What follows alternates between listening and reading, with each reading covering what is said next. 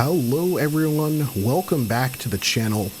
Welcome back to Microsoft Flight Simulator, and welcome back to the Fenix Simulations Airbus A320 family, now in version 2.0. You can see those big old open back IAE engines, amongst many other things. This is a long-awaited update from Fenix on this airplane, and we're going to take a look at some of, because it's a very lengthy changelog here, but some of the things that the aircraft has changed. So without further ado, let's begin.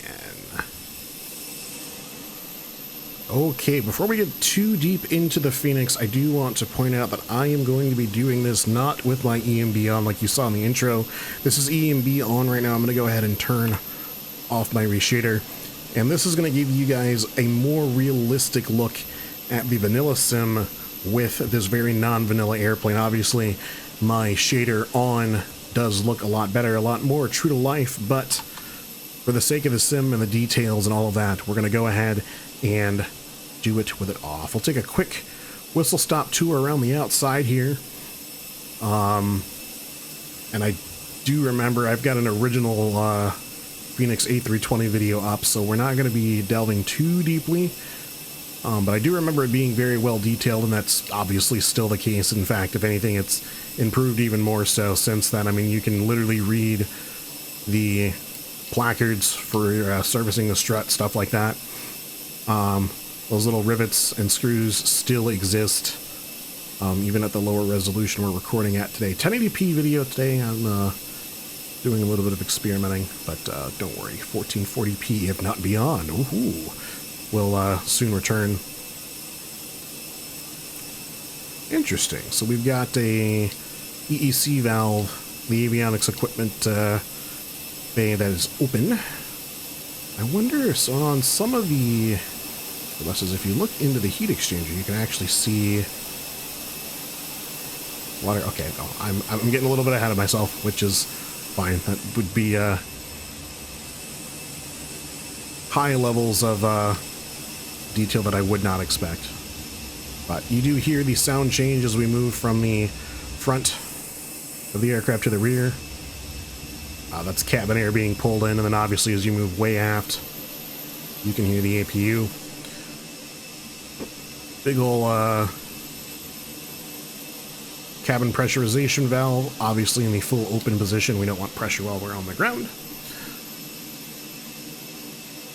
But I mean, I remember, like I said, I remember this aircraft being extremely detailed before.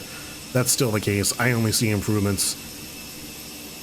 I'll tell you, if this aircraft wasn't worth the purchase price before to some, I definitely is now. I personally thought it was back then, even compared to the Solo A320 or the fly-by-wire A320. Both good products. Fly-by-wire taking the freeware A320 and growing on it. But we're here to talk about the Fenix today. I'll stop teasing you. Let's take a look at these IAE engines. As we expect with fly-by-wire, we do pass the patented, whatever you want to call it, sample test straight through the motor, and you can see those N1 blades around the outer bypass area, straight through the back there. Do we get a pass on the inner portion of the engine? To some degree. You know what? I'll give it to them. It's not perfect, but it's decent. Decent. It's good enough. Very nice detail. I'm interested to see if these, I believe these are Rolls-Royce engines as compared to the CFM 56's hear a sound differentiation. You can see, I believe that's too big to be an EPR sensor. I'm not sure what exactly purpose that big vent serves, although maybe it is, because I don't see anywhere else where you'd have an EPR valve. I also noticed that this aircraft in particular is missing underneath the little fuel vents here. Some of the newer Airbus aircraft have like a little triangle wedge shape here, because on older A320s, such as this one modeled here, those holes will whistle while you're airborne and create that distinct sound. It's actually not the engines, it is those little fuel vent holes. Anyway, we spent enough time around the engines and landing gear. We'll get to the cabin momentarily, but we'll just take a quick whistle stop around the exterior, because this isn't an entirely new aircraft, but it's a big enough revision to where I feel it does deserve another walk around. I also now like the little protrusion. I don't believe the original one had that little protrusion of the APU outlet, which is nice. Obviously, you get your exhaust heat blur on the APU, as well as on the engines once they're running. We expect nothing less. Out to the wingtips. Very nice looking static wicks.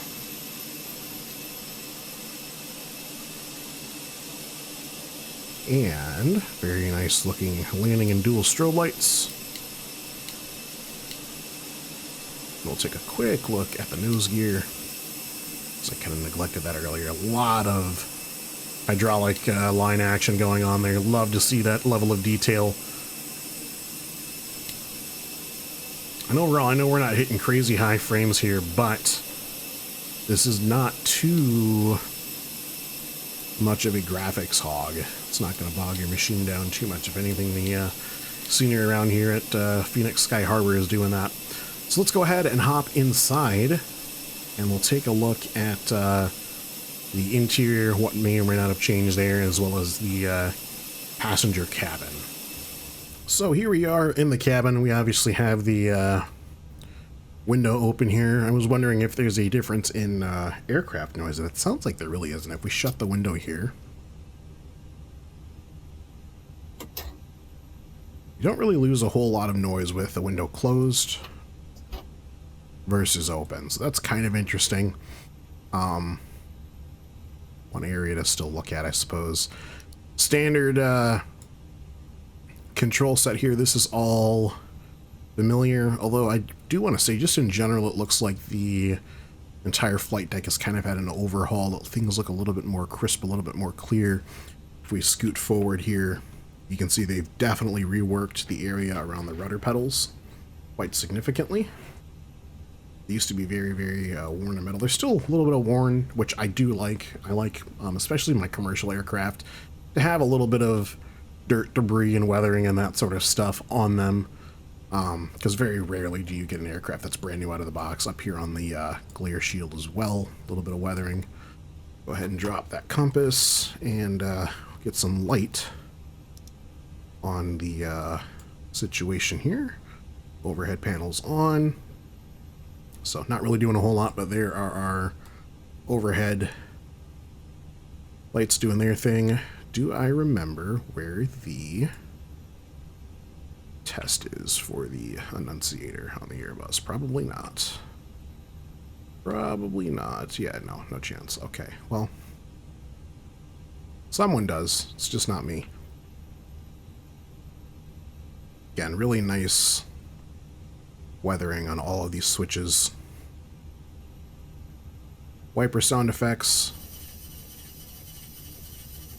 sound similar, if not identical, which is fine.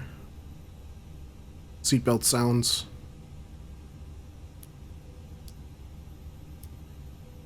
Oh, okay.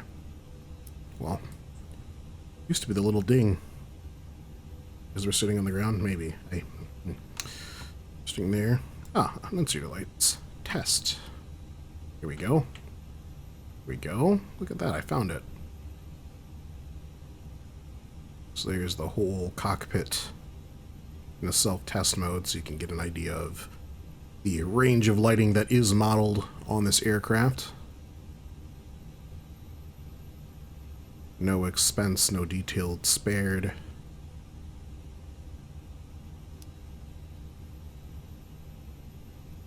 Still have our working sun visor here. We want to drop that down, as well as, if I close the window here and get rid of our little EFB. No, these still don't work. What? No, come on, Phoenix. Well, that one works. This has to work. This has to work. There's no way they would model that one and not this one. I'm gonna say I'm doing something wrong. There's no way that they would model this sunshade but not this sunshade. So we're gonna put that on me. That's gonna be me culpa. All right, enough futzing around with the sunshades. Let's take a look at the cabin interior. Just a quick jaunt through here. It does look to be retouched. I don't remember any of this overhead stuff, actually. Galley carts look the same, although some of this panel here might be redone. I almost need to go back and look at my old Fenix video to tell what has and has not been changed. Default Fenix interior, I'm sure many new liveries will come out with various custom interior options like they had before. Non-clickable guys here, which, I mean, let's be honest, we're nitpicking at that point. Lav indicator, where lav stat is green or not. Not sure what this does. Ah, it's the environmental control. So like lighting, stuff like that, cabin heat. Continuing aft, let's increase our height here to get kind of at a walking height level. You can see obviously all of the seat arrangements are numbered.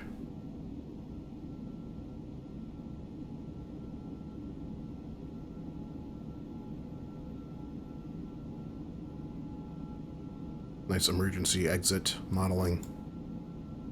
Seems like that's seen some more detail since version 1.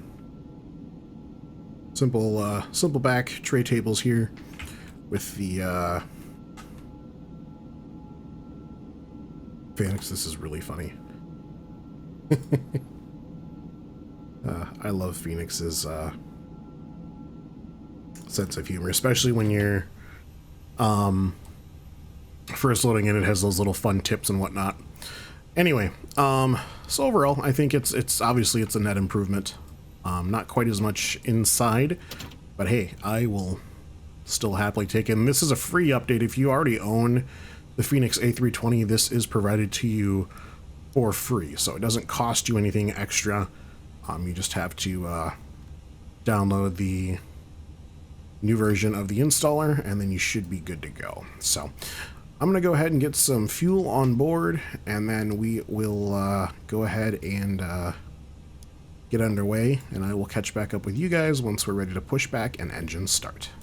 So I lied. There is now GSX integration with the aircraft, and I was going to talk about that separately, but you can actually, when you go to do your load time, you have your standard options we had before, instant, fast, real, but you can also now select GSX, which if you're using or own GSX, it will automatically do GSX integration. So if I come over to the settings tab in sim settings, you have a whole plethora of new settings you can use for GSF. So, you know, in my case, I want to do fuel and catering, then boarding.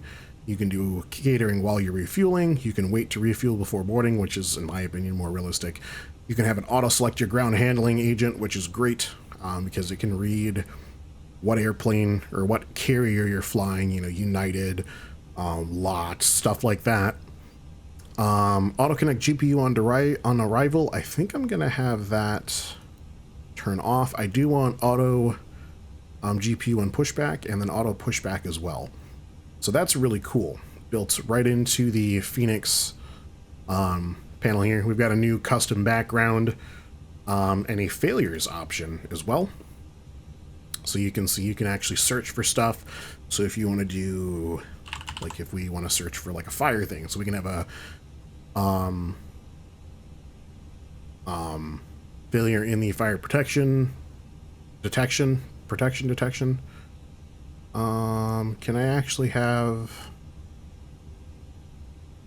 a fire unextinguishable? Engine 1, Engine 2, APU. Okay, very cool. So you can have them already failed, you can have them armed and set to fail. I'm assuming there's a time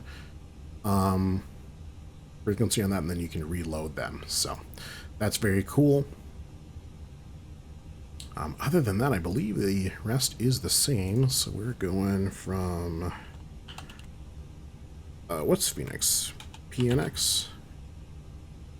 Hold on. PHX. And we'll have to grab ATIS and all that sort of stuff before we finish our bag out here, but this all looks, for the most part, I think it's cleaned up a little bit. The font looks a little bit cleaner, crisper. This actually looks a little bit smashed, but whatever. For the most part, yeah, the rest of your menus here do look relatively the same. If you're using Navigraph or it was SimBrief. Yeah, SimBrief. What is it called? Pilot Brief. Got either of those, you can do that. You can also look at any documents that you have from SimBrief, but it looks like there's also a built-in checklist. We love built-in checklists. It means we don't have to get them separately.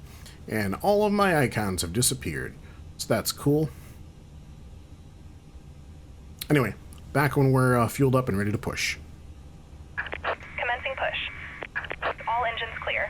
Start at will. All right, and with our engine start clearance, let's go ahead and crank them up. Take a listen.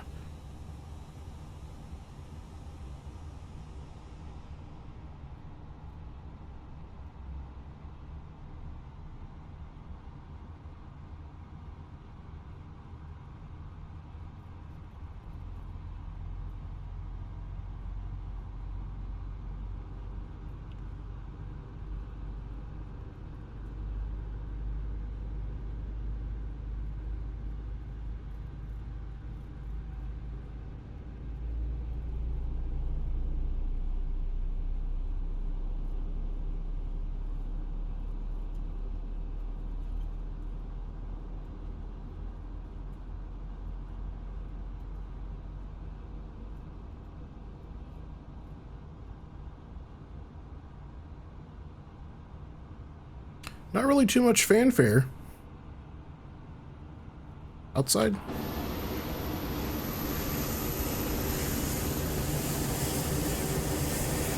Yeah, we might have to get a better sound profile somewhere else, where we got a whole bunch of other jets around us making noise. Please set parking brakes. Waiting your confirmation for a good engine start. Anyway, I will finish up here, do the rest of what I need to do, and catch up with you guys when we are lined up and ready to take off.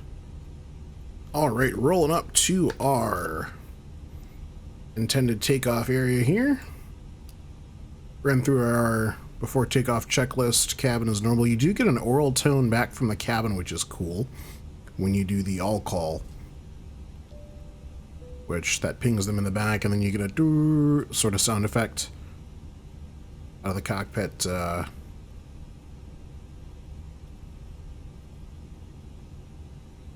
From the cabin. Let's drop that sunshade. I can't really use it while we're on departure here. Alright, final checks. We got landing lights on. Strobe lights are set to automatic. Those will come on. Let's shut off our engine 1 and 2 bleeds to give the engine's best performance on takeoff. We'll get ready to clear that master caution. There we go. There's 2 and 1. Alright, let's roll them up, run them up, and listen to these IE engines spool up.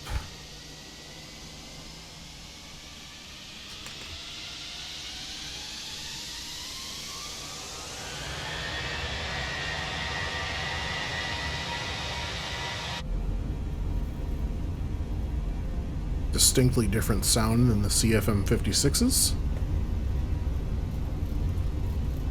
And I'm going to get back into flying mode here, start retracking that center line. So we're cross-check already up at 80 knots. We're accelerating. There's V1.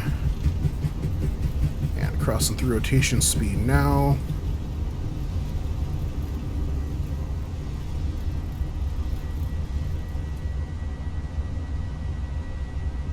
Good crosswind today. Positive rate. Gear up, please. And power levers can come back to climb.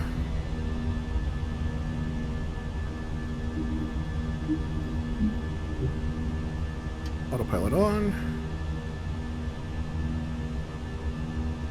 And we will drop that sunshade.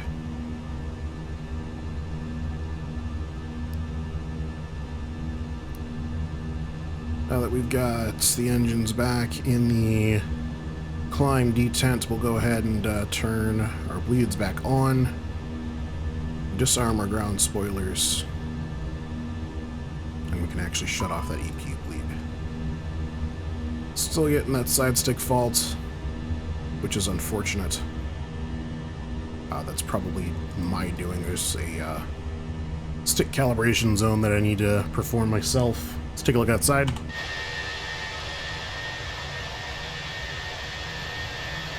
And I mean, aside from the new engines, I expect this to fly much like your standard Airbus series aircraft would. God, I love that dual strobe. Don't you love that? Oh, you can't even see my mouse cursor. I'll change that in OBS in a bit here.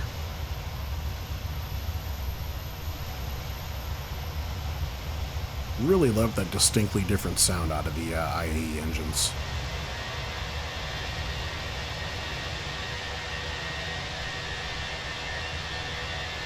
Similar, but definitely different, especially when you go behind the motors. Alright, flaps coming up. Let the aircraft accelerate away. Yep, I know. They're in. Ground set.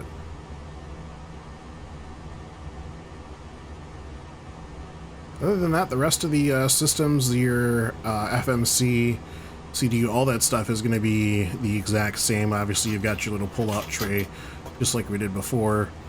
The adjustable zones in the seat here, that's all the same. You still have your little O2 mask thing here that you can test on. Other than that, it's the same great Fenix experience that we know and love, just with a heck of a lot more polish, and in my opinion, a little bit more frame rate friendly. Anyway, we'll keep rocketing out here. Our final destination today is San Diego, California. It's about an hour and a half-ish flight, if I remember correctly. So shouldn't be too gruesome on us yet. Up to flight level 250 today. We might increase that a little bit, just on our end temporarily, to then come back and take a look at the contrail effects on the aircraft. But anyway, that'll be in a little bit. I will catch up with you guys then.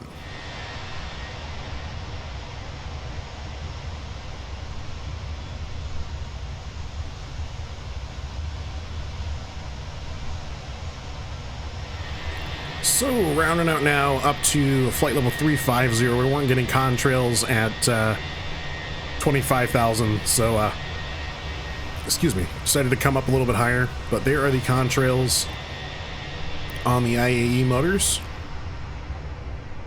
Very nice looking contrails, as we again expect from our friends over at Fenix. Very well done, in my opinion. Get a couple more views of those. I love the inward swirl. God, that just, it looks so good, doesn't it? All in all, very nice contrails. Alright, so I'm going to go ahead and bring us back down to 25,000, since that is what our filed flight plan is. Those engines will spool down.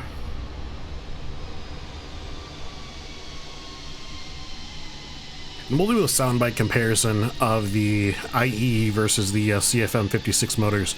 But in the meantime, the sensors that I had mentioned earlier on, those little probes at the 12 o'clock position on each motor.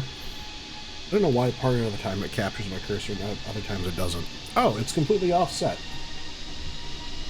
So right now my cursor's on the sensor on my screen, and now it is for you. But anyway, these things right here, I found out what they are thanks to another YouTube channel. YouTube and the internet, they're a good thing. You know, I know the internet has been a questionable addition to society, but I think all in all it's a net positive.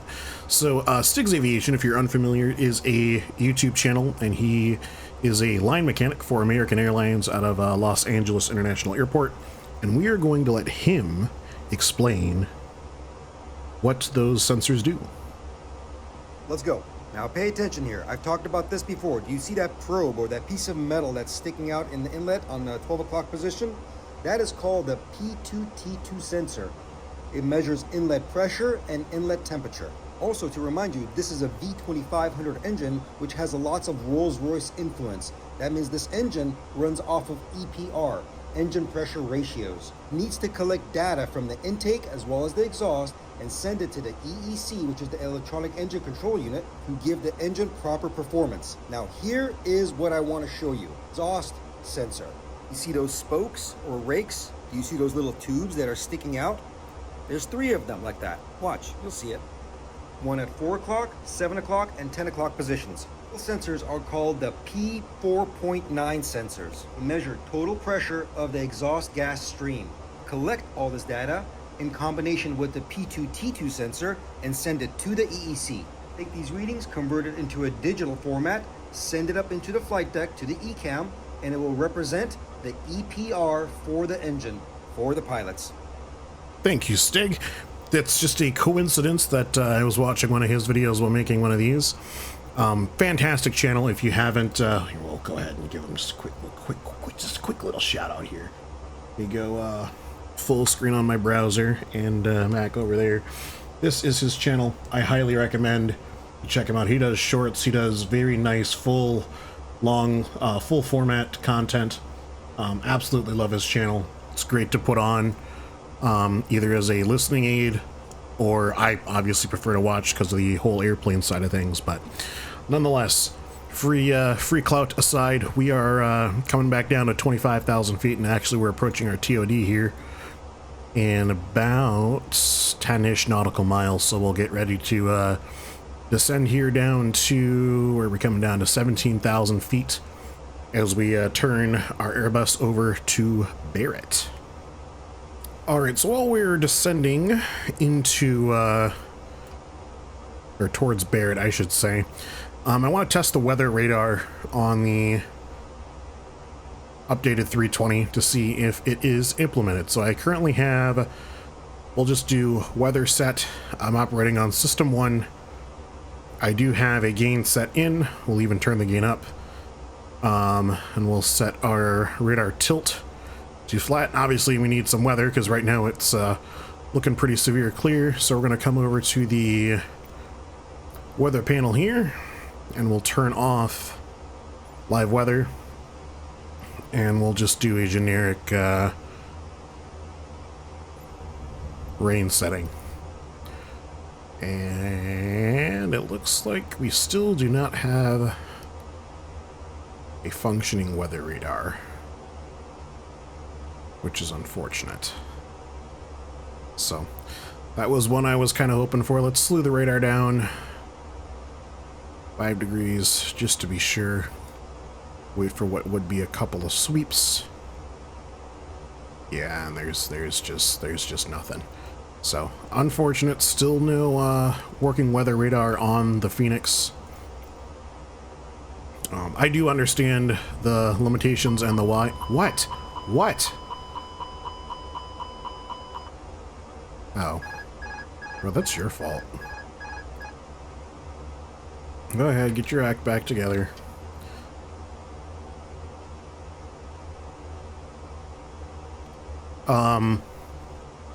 So, what I was saying, I do understand the limitations as of why, but, it would be nice to see. I mean, we're so far along, we're almost into FS 2024, and maybe when FS 2024 does drop, we will see a better third-party support system.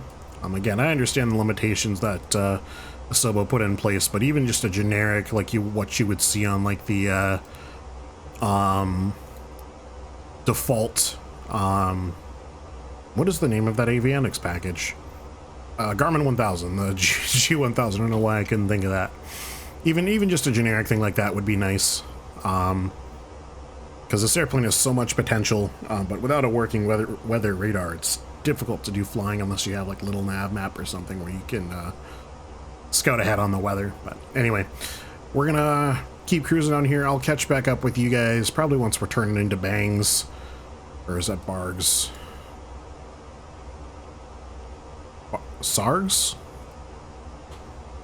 Dude, who comes up with some of these SID names? Anyway, once we're turning into Sargs, I will catch back in with you. We'll do a landing. And then the last thing I want to do is a sound check between the IAE engines that we have on this aircraft, static on the ground, as well as the CFM56s. So you guys can get a real clear-cut sound differentiation between the two aircraft. Alrighty, and we're rounding off past Sarg. As you can see, runway 09er in the distance there. Fully configured for landing now. We are flaps full, auto brake is set to medium, and we have the speed brake deployed. Running through our landing checklist, auto brake is set. Missed approach altitude 3000, which is set. No blue messages in the ICAM, which is what we want. And we should be good. We'll scroll down to our after landing checklist. Set the aircraft to approach. And we should be set to capture the ILS. Yep, Cat 3 single. Category 3 approach. So we'll start descending now to capture that magenta. Obviously, we're right on the center line, and then we just need to adjust our altitude. Looks like something taking off there in the distance. Down to San Diego. One more look outside while we're still airborne.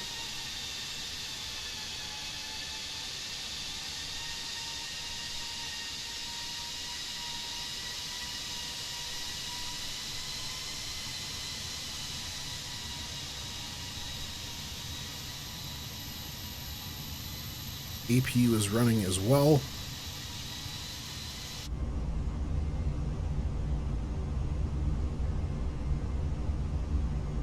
And we'll stand by on the throttles to set them back to idle when our GPWS calls out, and we've got a hand on the stick monitoring perfectly on both of our magenta lines. Should be a nice smooth approach, and we'll be ready to catch the airplane and smooth out that flare. Terrible, terrible scenery mesh here. Asoba, what are you doing? Default scenery today, in case that wasn't glaringly obvious.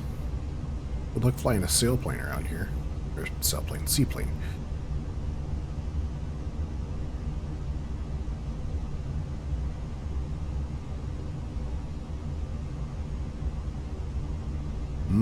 Look at that scenery. Oh, it's popping in. Oh, maybe get more pop.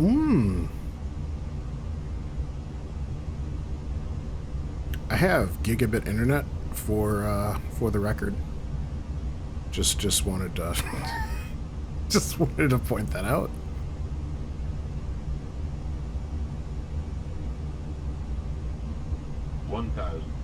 So we're gonna let the auto brake do its thing. Like I said before, we'll be standing by to pull those throttles back when we need to, and we'll take a listen to those Rolls Royces in reverse thrust.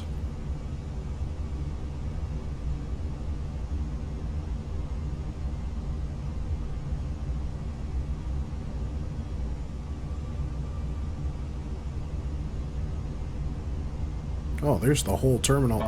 Excuse you. Well, he's taking off towards us? Towards us, yeah, directly towards us. In fact, there's another aircraft on the final approach. That's nice.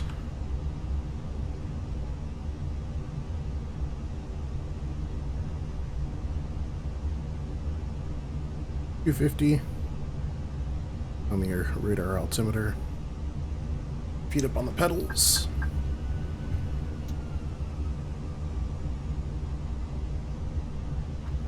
100, 50, 40, 30, 20, retard. Throttles back. 5. Gentlest of touches. Into reverse.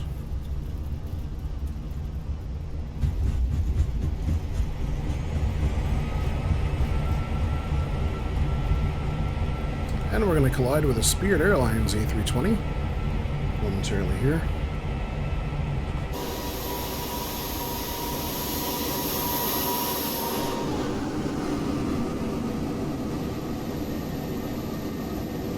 Very cool.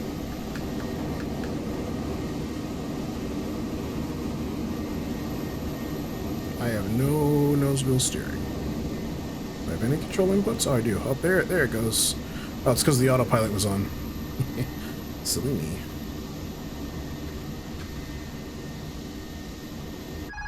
Yeah, it's screaming. Alright, let's go ahead and clean up here. Boost down a little bit.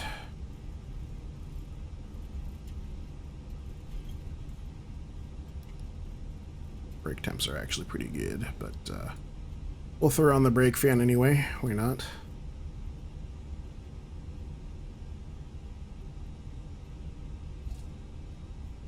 And that is our little roundabout flight in the new version 2 fly-by-wire Fenix A320. We'll go ahead and hop over to a less populated airfield with less aviation noise and take a listen to the engines, both the IE and the CFM56 motors. Okay, back in the Fenix A320. Sticking with the IE engines, one thing I do want to point out is it seems as though there is currently a bug where, despite having the Fenix Sim app running in the background, which I very much do right now, I've reset it several times, it seems like you get one flight out of the airplane and then you have to restart your computer in order to get your displays working. I don't have the patience for that, so we are going to do this sound check with the engines without any iCam, which is fine. We can definitely do that. I mean, you wouldn't do it in real life, but we're gonna do that here today. So we're APU status green, APU bleed is on, beacon's on, and we will head outside and listen to the startup.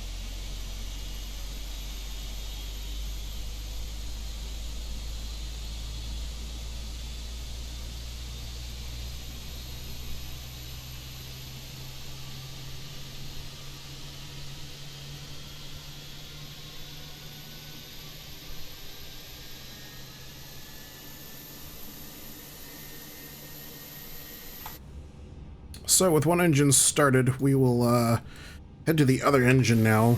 I was a little bit disappointed in the transition animation between the blade spinning to what I'm assuming is a lower poly texture for frame rate friendliness.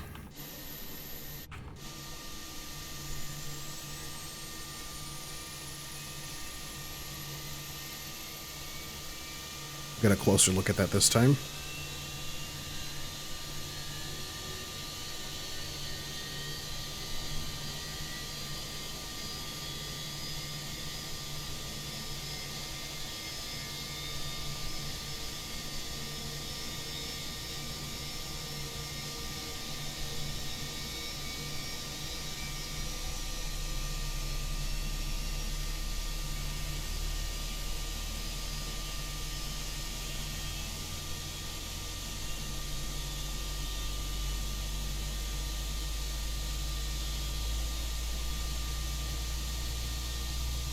For the switch.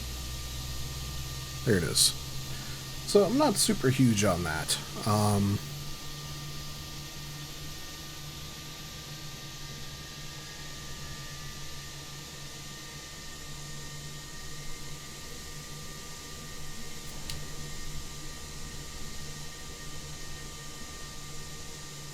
It also seems as though the heat blur is a little bit off center. So like if we center ourselves, well, no, okay, it's okay. All right, sound check. Both engines started. We're going to throttle up the left-hand engine.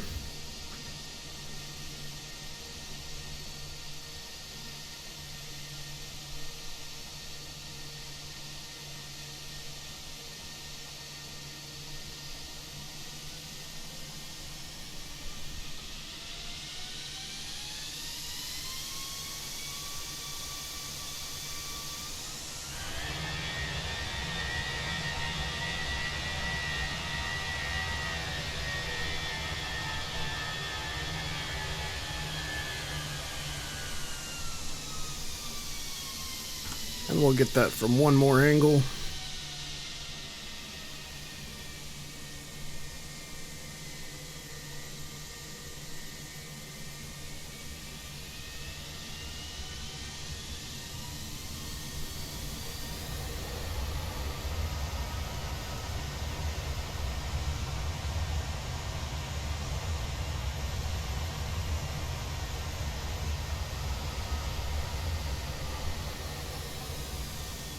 Reversers.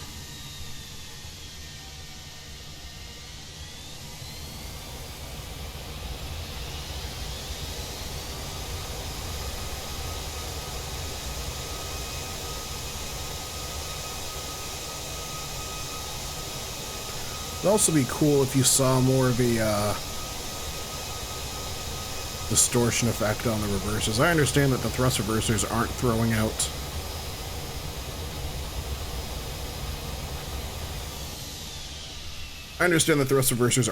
out any super hot air, but you are still getting compressed bleed air off of the engine, so I would expect them to make some sort of additional heat blur,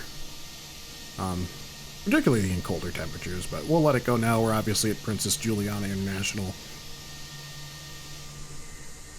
Another thing I wanted to look at. So there's the APU door in its open position. If we shut off the APU, do we get the door closing?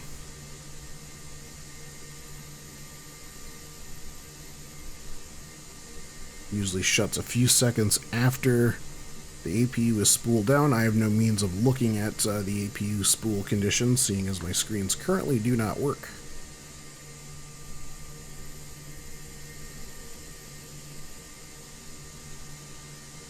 But it's definitely open.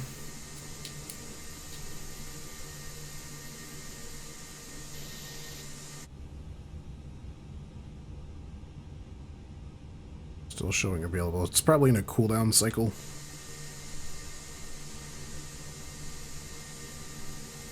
Just want to see if your door actuates there, man. Yeah, and it's still running.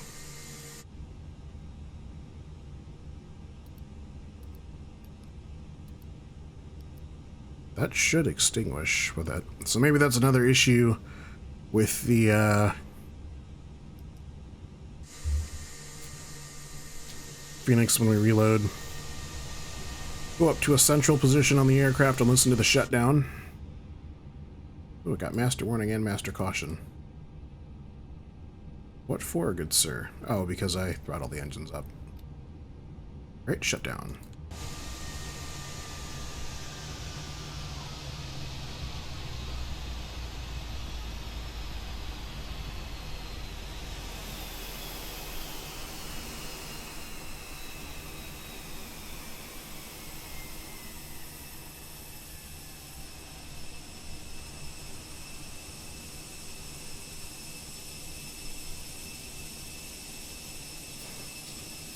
Alright, those are the IAE engines. I guess while we're here we can take a listen to the brake fans as well.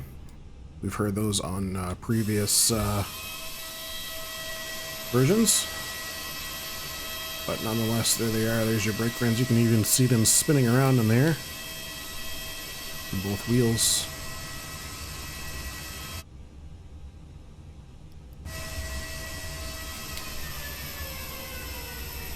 Almost like little sirens.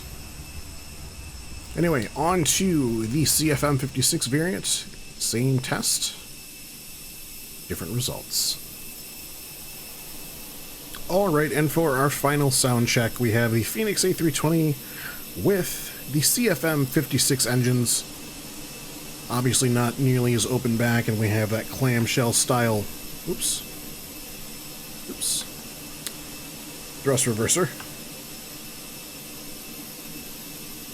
Maybe.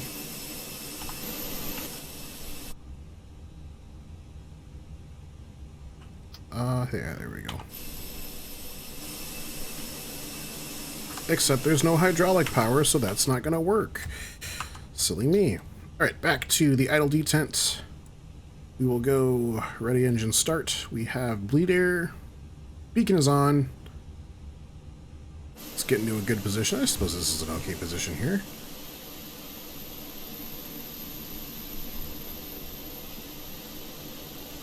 Well, now we'll go off.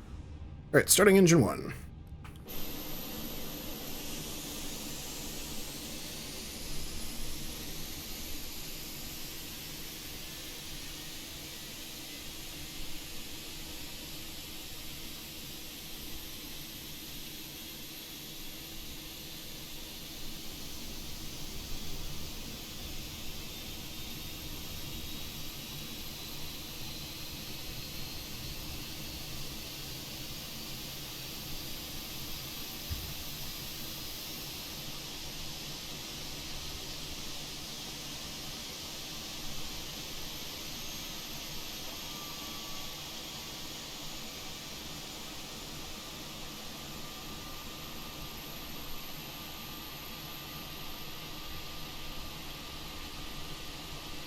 So I will say, straight away, let's go ahead and shut down and we'll listen to the startup from the inside. Straight away, I am noticing that the that animation transition between the slow rotation and then the rapid rotation as the engine spools, much better on the CFM56 variant. A little bit more dynamic sound too. You could hear the high pressure valve open on the starter solenoid when we engaged it. We'll take one more listen from the inside. Let's make sure the engine's spooled down. It appears to be just about there. We'll go ahead and restart engine 1.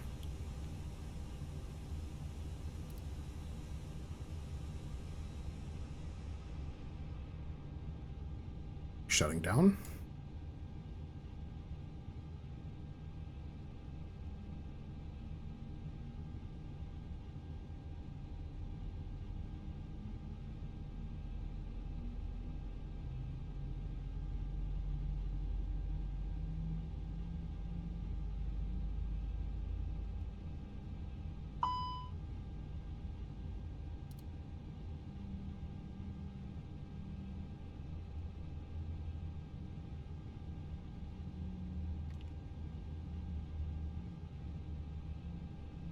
All right, let's reposition for engine 2.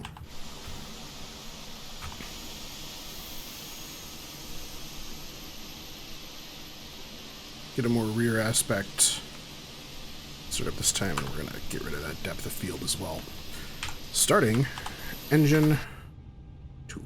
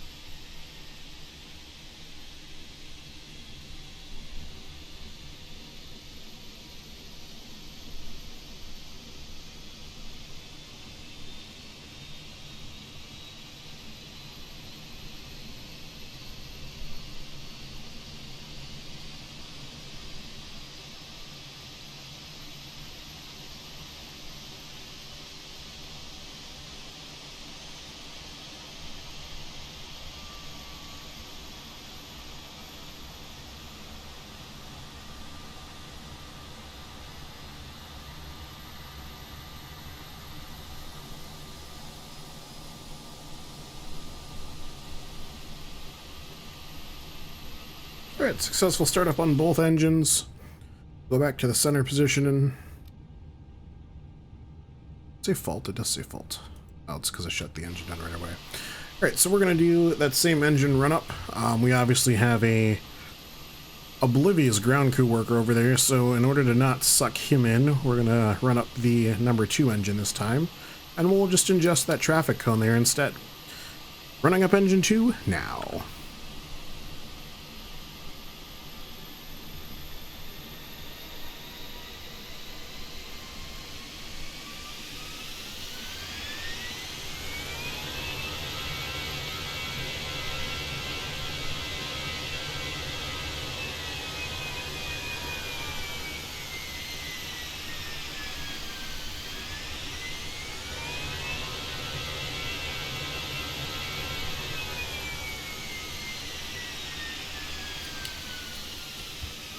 And same sound from a different angle.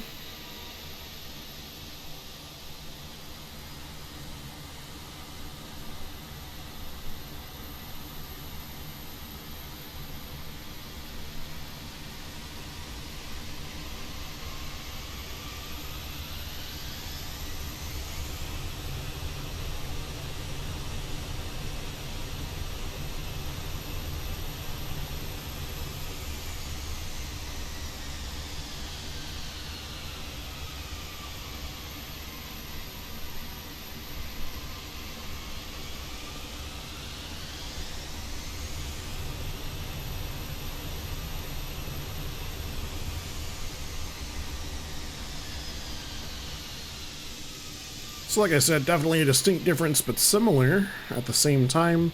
We'll get a thrust reverser sound clip. What is going on? Oh, I see. That's the bypass area. You're looking through the bypass section. I saw a heat blur there, and it completely threw me for a loop. Nonetheless, thrust reverse.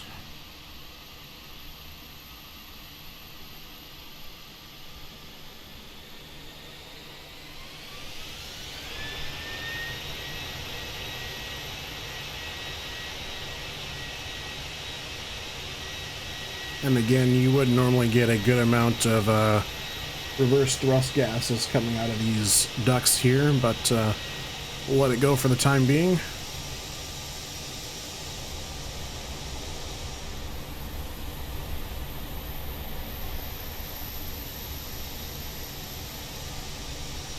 Oh, I think the number 1 engine is not even running right now, hence the faults. Yep, it's not even running.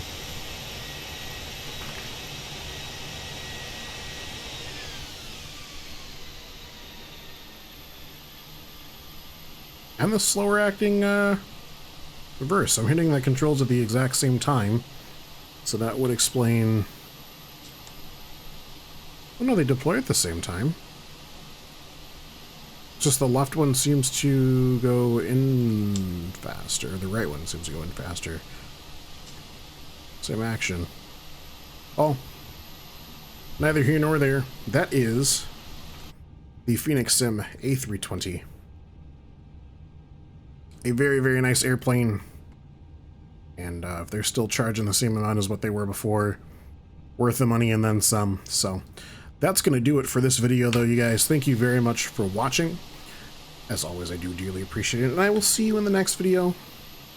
Until then, as always, take it easy.